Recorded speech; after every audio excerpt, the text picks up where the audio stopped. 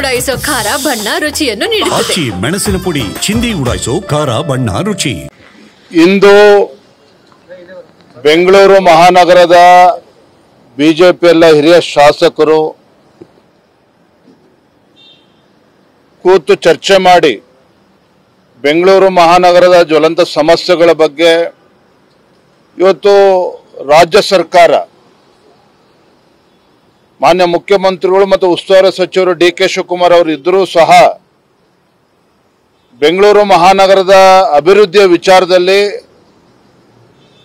ಯಾವುದೊಂದು ವೈಜ್ಞಾನಿಕವಾಗಿ ಯಾವುದನ್ನು ಕೂಡ ಆಲೋಚನೆ ಮಾಡದೇನೆ ಅದು ಅಂಡರ್ಗ್ರೌಂಡ್ ಟನಲ್ ರಸ್ತೆ ಇರಬಹುದು ಮತ್ತು BBMPನ 5 ವಿಭಾಗವಾಗಿ ವಿಂಗಡಿಸುವಂತ ಒಂದು ಅವೈಜ್ಞಾನಿಕ ತೀರ್ಮಾನ ಇವತ್ತು ಕಾಂಗ್ರೆಸ್ ಸರ್ಕಾರ ಏನು ಮಾಡಿದೆ.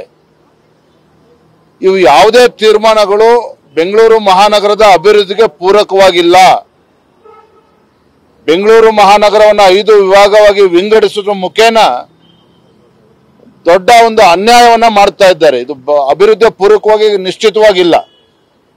ಈ ರೀತಿ ಮುಂಬೈ ಇರ್ಬೋದು, ದೇಶದ ಬೇರೆ ಬೇರೆ ಮಹಾನಗರಗಳಲ್ಲಿ ಈ ರೀತಿ ಪ್ರಯೋಗಗಳನ್ನ ಮಾಡಿ ಅದೆಲ್ಲವೂ ಕೂಡ ವಿಫಲವಾಗಿರ್ತಕ್ಕಂಥದ್ದು. ಹಾಗಾಗಿ ಅದೇ ಪ್ರಯತ್ನ ಬೆಂಗಳೂರಿನಲ್ಲಿ ಮುಂದುವರಿಸಿಕೊಂಡು ಹೊರಟಿರ್ತಕ್ಕಂಥದ್ದು ಭಾರತೀಯ ಜನತಾ ಪಾರ್ಟಿ. ಅವತ್ತು ಕೂಡ ನಾವು ವಿರೋಧ ಮಾಡಿದ್ದೇವೆ, ಇವತ್ತು ಕೂಡ ವಿರೋಧ ಮಾಡ್ತೇವೆ, ಮುಂದೆನೂ ಕೂಡ ಇದನ್ನು ವಿರೋಧ ಮಾಡ್ತೇವೆ. ಅಂಡರ್ಗ್ರೌಂಡ್ ಟನಲ್ ರಸ್ತೆ ಬಗ್ಗೆ ಮಾನ್ಯ ಅಶೋಕ್ ಅವರು ಹೇಳಿದ್ರು. ಇದು ಯಾವುದು ಕೂಡ ವೈಜ್ಞಾನಿಕವಾಗಿ ಚರ್ಚೆ ಮಾಡಿ ಇದರ ಸಾಧಕ ಬಾಧಕಗಳನ್ನ ಹೇಗೆ ಯಾವುದು ಕೂಡ ಚರ್ಚೆ ಮಾಡ್ದೇನೆ ಆತುರವಾಗಿ ಟೆಂಡರ್ ಅನ್ನ ಕರೀತಕ್ಕಂಥ ನಿಟ್ಟಿನಲ್ಲಿ ಇವತ್ತು ಮುಂದೆ ಹೊರಟಿರ್ತಕ್ಕಂಥದ್ದು ಖಂಡಿತ ಸರಿಯಲ್ಲ.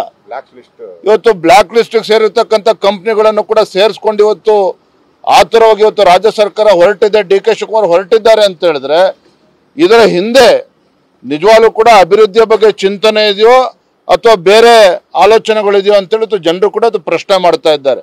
ಇವತ್ತಾಗಲೇ ಇವತ್ತು ಸಾವಿರ ಮನೆಗಳು ಇವತ್ತು ಗೃಹ ಪ್ರವೇಶ ಮಾಡಬೇಕು ಅಂತೇಳಿ ಕಾದು ಕುಳಿತಿದ್ದಾರೆ. ಇವತ್ತು NOCಗಳು ಸಿಗ್ತಾ ಇಲ್ಲ. ಅಂದ್ರೆ ಇವತ್ತು ಒಂದು ರೀತಿ ವಿಚಿತ್ರವಾಗಿರ್ತಕ್ಕಂಥ ಪರಿಸ್ಥಿತಿ ಸನ್ನಿವೇಶ ಇವತ್ತು ಸೃಷ್ಟಿಯಾಗಿದೆ. ಇದ್ರ ಬಗ್ಗೆ ರಾಜ್ಯ ಸರ್ಕಾರಕ್ಕಾಗ್ಲಿ ಡಿ.ಕೆ. ಶಿವಕುಮಾರ್ ಅವ್ರಿಗಾಗ್ಲಿ ಯಾರು ಕೂಡ ಇದ್ರ ಬಗ್ಗೆ ಚಿಂತನೆಯನ್ನು ಕೂಡ ಮಾಡ್ತಾ ಇಲ್ಲ. ಹಾಗಾಗಿ ಎಲ್ಲ ವಿಚಾರಗಳನ್ನ ಇಟ್ಕೊಂಡು ಇವತ್ತು ಸಮಗ್ರವಾಗಿ ನಾವು ಚರ್ಚೆ ಮಾಡಿದ್ದೇವೆ.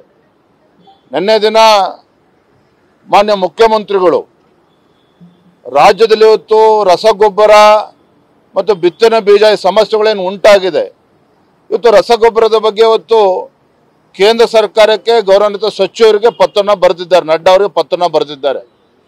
ನಾನು ರಾಜ್ಯದ ಮುಖ್ಯಮಂತ್ರಿ ಕೇಳೋದಕ್ಕೆ ಇಚ್ಛೆ ಪಡ್ತೇನೆ.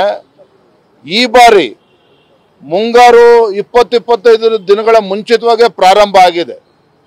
ಹವಾಮಾನ ಇಲಾಖೆ ಮುಂಚೆನೆ ಮುನ್ಸೂಚನೆಗಳನ್ನು ನೀಡಿದ್ರೂ ಸಹ ರಾಜ್ಯ ಸರ್ಕಾರ ಆಗಲಿ ಕೃಷಿ ಸಚಿವರಾಗಲಿ ಯಾವುದೇ ಒಂದು ಪೂರ್ವ ತಯಾರಿ ಇಲ್ಲದೆ ಇರುವ ಕಾರಣ ಇವತ್ತು ರೈತರು ಬೀದಿಗಿಳಿದು ಹೋರಾಟವನ್ನು ಪ್ರಾರಂಭ ಮಾಡಿದ್ದಾರೆ. ಗುಲ್ಬರ್ಗಾದಲ್ಲಿರ್ಬೋದು, ಗದಗು, ಕೊಪ್ಪಳ, ದಾವಣಗೆರೆನಲ್ಲೂ ಕೂಡ ಇವತ್ತು ರೈತರು ಬೀದಿಗಿಳಿದು ಹೋರಾಟ ಮಾಡ್ತಾ ಇದ್ದಾರೆ. ನನ್ನ ಮುಖ್ಯಮಂತ್ರಿಗಳು ಹೇಳಿದ್ದಾರೆ ಇವತ್ತು ಶಾರ್ಟೇಜ್ ಇದೆ, ಕೇಂದ್ರ ಸರ್ಕಾರದಿಂದ ನಮಗೆ ಸಹಕಾರ ನೀಡ್ತಾ ಇಲ್ಲ.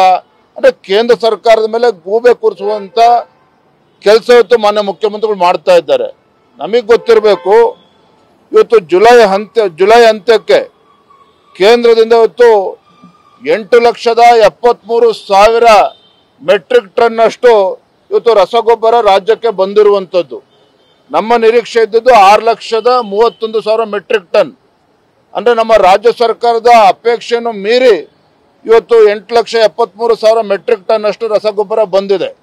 ಆದರೆ ರಾಜ್ಯ ಸರ್ಕಾರ ಪೂರ್ವ ತಯಾರಿ ಯಾಕಿಲ್ಲ ಅಂತ ಹೇಳ್ತಾ ಇದ್ದೇನೆ ಅಂತ ಹೇಳಿದ್ರೆ, ಈಗ ಉದಾಹರಣೆ ಗುಲ್ಬರ್ಗಾದಲ್ಲಿ ಅಲ್ಲಿ ತೊಗರಿ ಅತಿ ಹೆಚ್ಚು ಬೆಳೀತಾ ಇದ್ದಾರೆ, ಅಲ್ಲಿ ಎಷ್ಟು ರಸಗೊಬ್ಬರ ಸ್ಟಾಕ್ ಇಡಬೇಕಾಗಿತ್ತು, ಗದಗಲ್ಲಿ ಎಷ್ಟು ಇರಬೇಕಾಗಿತ್ತು, ಶಿವಮೊಗ್ಗ ಜಿಲ್ಲೆಯಲ್ಲಿ ಎಷ್ಟು ಇರಬೇಕಾಗಿತ್ತು, ಇದು ಯಾವುದೇ ಒಂದು ಪೂರ್ವಪರ ಲೆಕ್ಕಾಚಾರವನ್ನು ಇಟ್ಕೊಳ್ದೇನೆ ಇವತ್ತು ರೈತರಿಗೆ ಇವತ್ತು ಆತಂಕದ ಸ್ಥಿತಿಯನ್ನ ಇವತ್ತು ನಿರ್ಮಾಣ ಆಗಿದೆ ಅಂತ ಹೇಳಿದ್ರೆ ಅದು ರಾಜ್ಯ ಸರ್ಕಾರದ ಹೊಣೆನೆ, ರಾಜ್ಯ ಸರ್ಕಾರದ ವೈಫಲ್ಯ, ಕೃಷಿ ಸಚಿವರ ಒಂದು ವೈಫಲ್ಯ. ಇದು ಇವರ ವೈಫಲ್ಯಗಳನ್ನ ಮುಚ್ಚಿ ಹಾಕಿಕೊಳ್ತಕ್ಕಂಥ ನಿಟ್ಟಿನ ಇವತ್ತು ಕೇಂದ್ರ ಸರ್ಕಾರದ ಮೇಲೆ ಗೂಬೆ ಕೂರಿಸ್ತಕ್ಕಂಥ ಕೆಲಸ ಮಾಡ್ತಾ ಇದ್ದಾರೆ.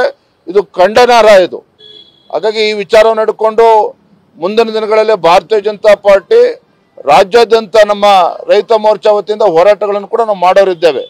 ಆದರೆ ನಾನು ಇವತ್ತು ಆಗ್ರಹ ಮಾಡ್ತೇನೆ, ಮಾನ್ಯ ಕೃಷಿ ಸಚಿವರು ಇದ್ರ ಬಗ್ಗೆ ಎಚ್ಚರ ವಹಿಸಿ.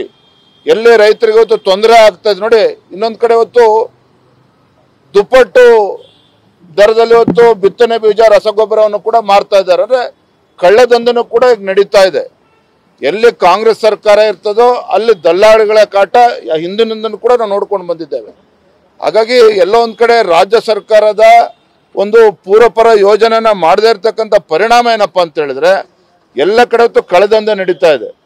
ರೈತರು 2 ಪಟ್ಟು 3 ಪಟ್ಟು ಕೊಟ್ಟು ಬಿತ್ತನೆ ಬೀಜವನ್ನು ಕೂಡ ಖರೀದಿ ಮಾಡ್ತಾ ಇದ್ದಾರೆ. ರಸಗೊಬ್ಬರ ಒಂದು ಆರ್ಟಿಫಿಷಿಯಲ್ ಒಂದು ಇದನ್ನ ಕ್ರಿಯೇಟ್ ಮಾಡ್ತಾ ಇದ್ದಾರೆ.